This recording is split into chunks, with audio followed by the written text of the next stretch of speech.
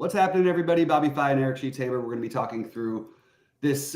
What seems like we were just saying it seems like a huge slate after what we've been dealing with lately with the 2 and 3 gamers. We've got a 6-gamer on DraftKings, 8-gamer on FanDuel, and it's a good slate with a lot of interesting speculation. There's big pieces out, and for some reason, guys aren't projecting great. I'm thinking about LeBron with the Lakers. There's other guys who are questionable, so we're going to have to deal with some stuff later today. I'll be live at 6. Sheets will not be there this time. But I will be there at 6, and we'll have some final thoughts then. But Sheets, overall, what are your thoughts? Because my first thought was like, none of the value do I feel like incredible about, but it's forcing all of it in the Sims and everything like that, all the builds I run. But I think we're probably going to end up with better value than what we have right now, just a speculation, because there are a lot of Q tags on this board. Yeah, so I mean, again, currently, if I'm just like ranking guys literally by point per dollar, I'm not seeing too much. Nothing I have is over 6x. So usually what ends up happening is one of two things. You jam the best that you have, with say Jokic, for example, or just better value shows up. Like right now, and we'll get there, but I have like almost 100% of two guys. We'll tease it at that. Yeah. But again, like you said, there are some questionables. Why don't you go over as we get through them who those are, though? Yeah. I can go through in game by game. I'll just sort of spout it out though real quickly. Just we're expecting Miles Bridges to return today, but he's technically still questionable. Hasn't played in a while. Josh Giddey is questionable. Vucevic is questionable, and that's like the game where you want to target that Bulls and Charlotte game. So. That's important. Austin Reeves is a huge questionable because if he's out, a lot of the Lakers are going to look really, really good with no LeBron already. Those are the main ones, but there's certainly the stuff we don't know as well. The only good thing is that most of these teams haven't played much this week, so hopefully it'll stick more to by the books than what we got right now. I guess I could share my screen and then we can. Here. We'll get. And for what it's worth, last night was I was very happy for my Rams. I sort of had a sneaky suspicion it'd be an ugly game. I didn't know it would be the. Boy, that was really ugly. He had no touchdowns for the first game of the season. It was pretty wild. And the Rams did a great job in the second half moving the ball. They just couldn't get in the end zone. Anyway, all right. Washington and Cleveland with a 17.5-point spread, which is about as big as you're ever going to see in the NBA. What do you like in this one? Well, I mean, once again, you're getting Jonas Valanciunas is one of the top values. Again, that's because the values are not that great today, but yet still, it's a dangerous guy to have at big ownership, especially with a big spread like this. So I'm not exactly sure what I'm going to do with it. Right now, I'm getting like 50% of him. Okay. Mm-hmm. And quite honestly, in MME, I have to, I'll have a few minutes to put stuff in later. But I'm definitely not going to be playing my best today. But definitely Valanciunas showing up for now at like 50% of my lineups. I'm not getting much anybody from Cleveland. You know who else I'm getting? I'm getting I think above market weight on Sar. I have him at like 27% or so. And then Cleveland guys, let me just scroll down my exposures. Yeah, I mean, why not? I'm getting like 20% Levert, 20%, and like 15% Garland right now. Yeah, that makes sense. That makes sense to me. The guy who I'm highest on, like I actually do think that Valanciunas. I mean, like they play two bigs for whatever time he's out there. I mean, he played 18 minutes against these guys last time they played, and he put up 31 fantasy points in 18 minutes. He's been, smashing lately. I don't understand why we can't find a place for a home for Valanciunas where he's actually like. I mean, he's a good enough offensive player, a good enough rebounder to where you think he'd be a more valuable asset to a decent team, but I guess not. At least as a backup guy or something. But anyway, Joe Val is definitely the one who looks the best. Jared Butler has a solid projection, more so on SaberSim than he does with your projections. But it is a cheap play that they've kind of been letting him go lately. I do think that he's the one I'm next most interested in. And I'm just going to point out that I think SaberSim it's not a huge projection like it was before, but Anthony Gill is probably a little over projected here for what it's worth. And the other one who's the speculative play for me on the Washington side would be Marvin Bagley. He put up 37 in the last game. If you're not going to play Joe Val, I don't mind taking some shots with him. And then you like Koulibaly at all? I think it's fine, but I would prefer playing him if the game was closer. I like him in general. I just don't know. I'm having a hard time seeing Washington, who's just been the worst, competing with Cleveland, who's been the best. But if they are to, I do think Koulibaly is definitely, yeah, I'll probably have a non-0% ownership on him, but I don't have much right now. I think Jordan Poole is worth taking stabs on if you hope the game stays close. On the other side, I like Levert the best. And I think that I'm Mitchell showing up some. I just think that I'm probably going to stick with the Levert. But I would rather, if there's still information that we're waiting on, we have an hour break between the first and second games. I'd rather not use too much of my value in this game. I'm already talking about that Joe Val and Butler. So probably just going to stick with Levert for the most part. Maybe I'll have some sprinkles of the other guys, but that's pretty much it for me. Yeah, take a look, by the way, at the FanDuel setup. It's like a little crazy. They have like a 9, then like a 10 and a 10:30 or something. It's like it's kind of weird. Yeah, they've got the late ones today. No, but even the spread, even the spacing of it is not normal. I mean, there's an 8, then a 9, a 9:30, and a 10. Yeah, exactly. And so I guess the thing is that it is a good late swap slate in that sense, especially on FanDuel, because you're going to have some time to see how you're doing, sort of. All right, Indiana and Philly. Yeah, I don't really have anything here. My top guy, I guess, would be Nembhard at 4,300, but even that doesn't look that great. Embiid, just show me something first before I play you. It's a natural, not natural. It's like a pivot off of the pivot, sort of. Like you don't want to play Jokic or AD with LeBron out. You know what I mean? Like, I think he's going to be pretty low owned. But then I'm looking at him at 18% ownership. Who's playing him on this slate? Well, so he's 9,500. He put up 54 in his last game. Had his best game. Had a 47% usage rate, which is just kind of wild to me. I honestly couldn't I was just like, that's a high number. And in that game, he also missed his first 7 shots. So he picked it up quite a bit. I have nothing that stands out as a priority for me here, but I do like I don't mind the taking some stabs at Embiid. I don't know if I want to play it as like chalk, but I'm definitely open to Embiid today. TJ McConnell would probably be my highest level of interest on Indiana, but this is almost a cross-off game for me, which I like because that means we can start the slate at 8:00, with the exception of maybe 1 or 2 pieces from Washington value, maybe Karis LeVert from Cleveland. That's pretty much all I have in the early games. Yeah, right. So you're getting this value from the Charlotte game. So once again, this Misic at 5,100, pushing 6x projection here. Then you have Jalen Smith, I guess, 3,500 with a good point per dollar projection. Nick Richards, there's just no way I can get to him in the center slate. We already talked about Valanciunas, Embiid, what's his name? AD is going to show up, obviously, and Jokic. I can't get to Richards here. Miles, wow, is this a number? Miles Bridge is only 6K. I don't know if has he been playing this year or whatever it is. That's what I was saying. He hasn't been back in. He has missed the last 2 months? Sorry, just the last month. I mean, he's ready. I don't know. Sounds good to me. I don't know. Other Chicago's like Gideon Levine, I suppose. Let me see if I'm actually getting that. As I look, you can give your opinion here. What do you like here? Yeah, so I have Bridges as my highest owned player on the slate. And well, there you go. Okay. I need to hear something. I actually thought he might be your 100% guy. No, but I have a feeling that we might hear something through the day about the minutes, because that's coming based on a 30-minute projection, which his first game back, and he's been he put himself in a lot of trouble, but he hasn't played that much basketball over the last while. But no matter what, this is still too cheap of a price. If he plays 28 or more minutes, I think it's a pretty solid play. I have Misic a ton of them. Oddly, the night that Misic was like 90% owned or whatever it was, was like the one night that he's really failed. He's put up like 29 or higher every other game where in this role. Or he had one game with 23. I think maybe the first game LaMelo was out.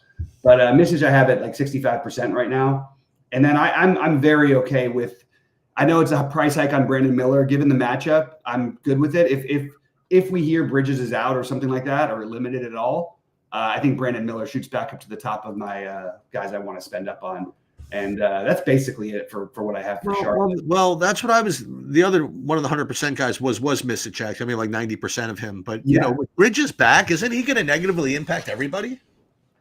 I mean, it's just that there's no LaMelo. They for whatever reason won't raise Mitch's price. Okay.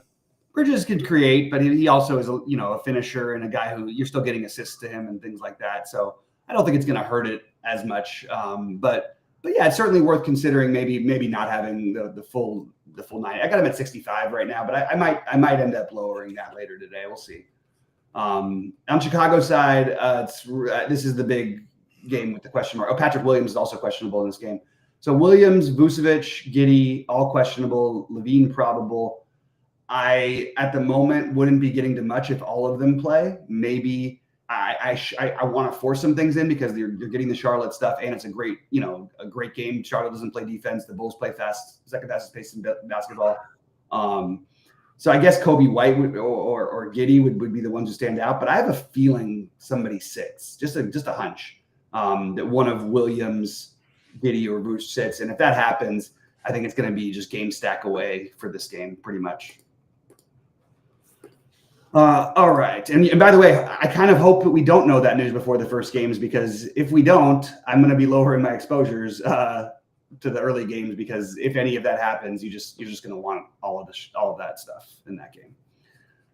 All right. Brooklyn and Memphis. Yeah. Brooklyn and Memphis, getting as I guess usual, like over market weight on Brandon Clark at 4K or whatever he is. 4,300. I'm getting like 30% of him. Aside from that, well, Cam Johnson, I'm getting an okay amount of him. Maybe I'm just not going to get to Nick Claxton. I don't think it's going to happen. Marcus Smart is cheap enough, I guess, at 4,600. That's a little too cheap, actually. So I don't know. I like him. I like Brandon Clark, just the two cheapos there. I didn't get to Morant, but I don't know. He's always live. You know what I mean? He did put up 60 his last start. Yeah. And we knew that was coming one of these days. Sure. Didn't expect it to be against Boston, but why not? Why wouldn't it have been against? You know what I mean? Like, they play fast. So yeah, that's where I am in this game. Yeah, I actually do like the idea of being overweight Claxton. We saw him play his most minutes. He played 32 in the last game. And I think that if he's anywhere near that number, which I'm just going to guess his projection is probably around 30 minutes wise. 30. What position can we play in there? But that's like. But who's the other center that we're so desperately? Valanciunas, Jokic. I don't know. But I don't know that I need. It depends on the type of build. If more value doesn't open up, I might not end up with as much Jokic as I'd like. That's sort of, I guess, where I'm at. Gotcha. And 5,900 for Claxton. I mean, he put up 50 in his last game too. Like, he's got a real ceiling. If they're going to play him, 28 plus minutes, I feel good about it. If it goes back to that 24, 26 thing, they're in a weird situation. It's hard with Brooklyn because they're coached too well. This coach has been awesome, and to tank. And I think they're going to have to pretty soon be trading away all their players because they're just a little too good to tank right now. And I know they need to lose games because they need their draft picks, and nothing on this team is going to resemble a playoff team in a year soon. So Claxton's the one I got the most of in this game. I got to some Schroeder just because, look, he's been good. They're probably, it's sort of like a showcasing because he's going to keep going up there. And he, by the way, put up 57 in the last game. There's a wide range of outcomes with him, but with no Cam Thomas still there, I think that he's a guy I don't mind getting a little bit overexposed to.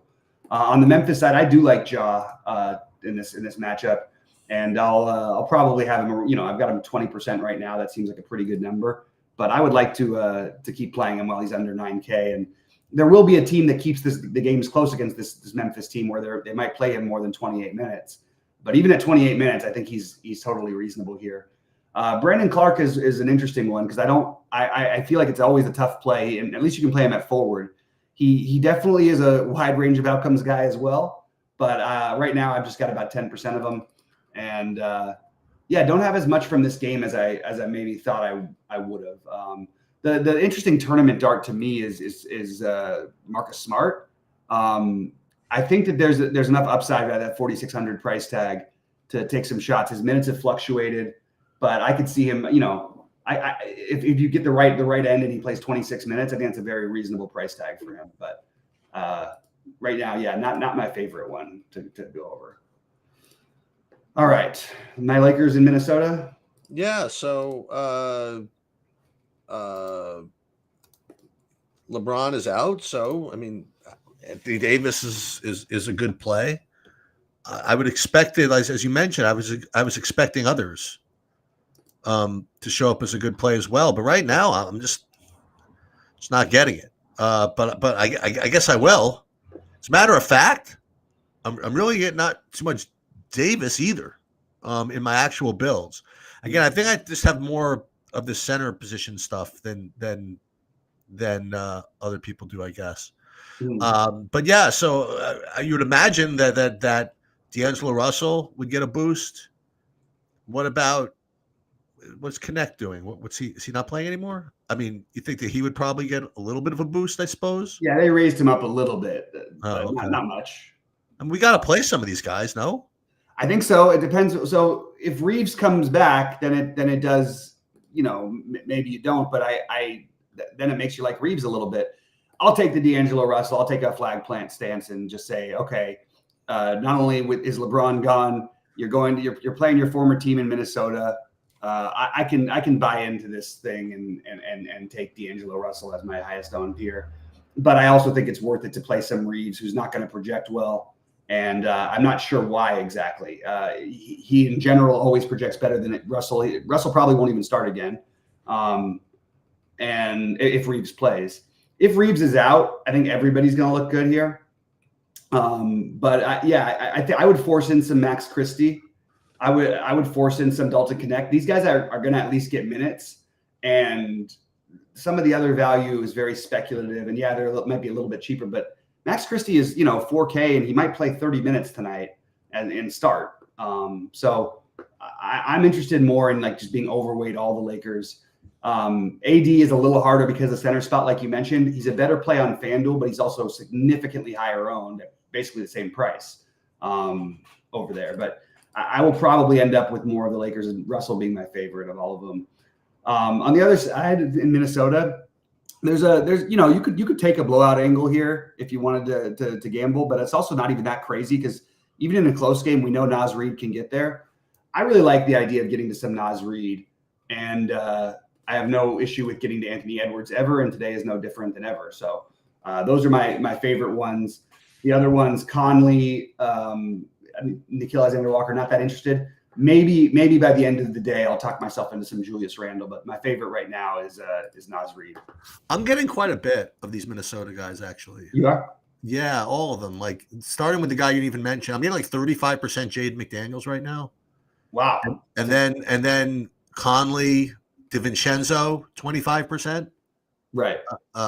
Alexander Walker, you mentioned. Naz Reid, you mentioned. Not even so much Edwards Randall. I'm getting all those cheapos because, we go on to the next game. I'm right now getting about 100% Jokic. Okay. And that's really just kind of off brand for me. Like that's not usually I end up with like 0 of him, and just kind of hope that all my mid-range stuff just kind of like survives his 80 or whatever. Right. For whatever reason, I'm getting. I don't know if I'm getting to all the Jokic because I'm getting to those Minnesotas, for example, or am I getting to those Minnesotas because I'm getting the Jokic? One also obviously has everything to do with the other, but right now I'm getting just kind of all the Jokic, and it's the ISO last game. So listen, the good thing is if I decide to go with this and I'm out or whatever, I know I don't even have to bother looking at my winnings for like hours and hours. The other guy I'm getting to quite a bit is from the other side is Norman Powell.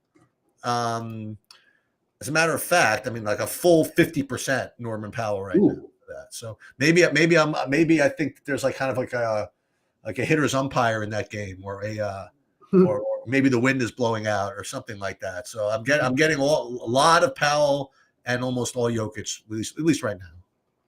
Yeah. Did you end up with any Jordan Miller and Nicholas Batum For what team? for the Clippers? No.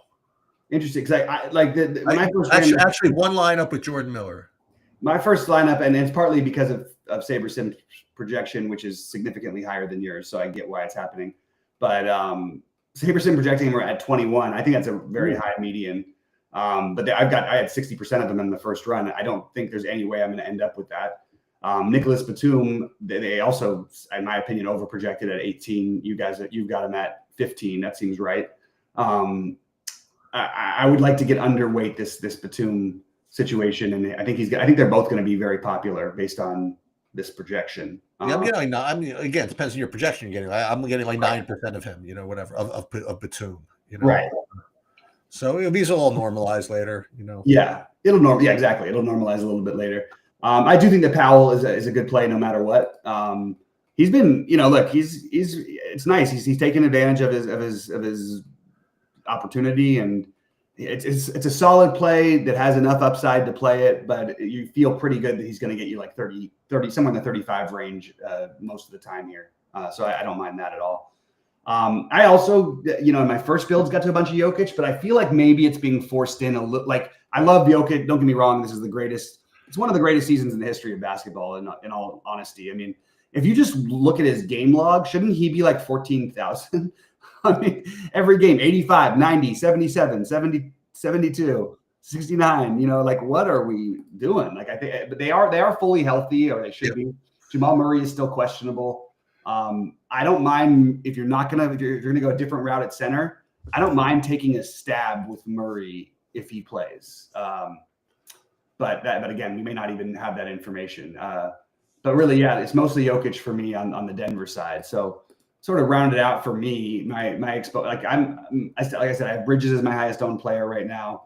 Misic is my second highest owned player, and I have Jokic as my third. But I'm open to getting underweight that and saying, okay, I can let 75 beat me, and if I can get the right pieces, because again, it just really depends on what kind of value is out there. And right now, we don't have this screaming value. So I'm guessing if any more value does open up on DraftKings, especially, Jokic might be like 70% owned, and he probably should be if there's value. You'd really just be talking about different build constructions. Did you look at FanDuel? No. All right, I'll just run through just real quickly. Like, Yusuf Nurkic is my highest owned player on FanDuel with all these other. He's 4,800. Wow! Like a ridiculous price, and hasn't played in a bit, but even limited minutes at 4,800 with no Kevin Durant. I'm sorry, Kevin Durant should be back actually, but even with Kevin Durant, excuse me. I have no issue with playing in that at 4,800.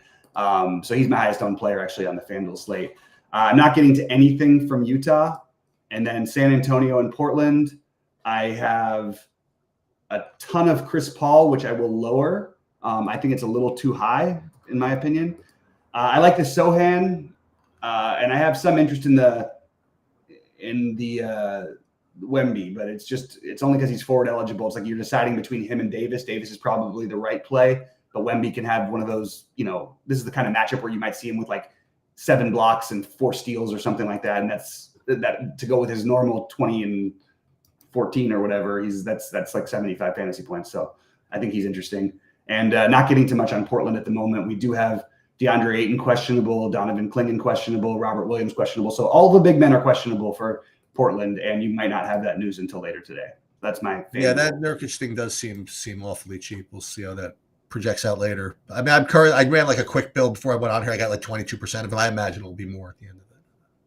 Yeah, I think so. And again, I don't think it's like this automatic that he has to go crazy, but like he doesn't have to go crazy at 4,800. And he's showing up as I have him like SaberSim has him a full point better than every player on the slate. So, my top one guy on FanDuel. My top guy on FanDuel is actually Anthony Davis. I like that. I think it's over there. You can play him at power forward, and then Valanciunas. Yeah. So it's interesting because I might have all of the Jokic where it's harder to get to Jokic, and I might have none of the Jokic where it's easier to get to Jokic. Yep. So it's kind of a weird one. All right, guys. Well, I'll be live at 6 Eastern.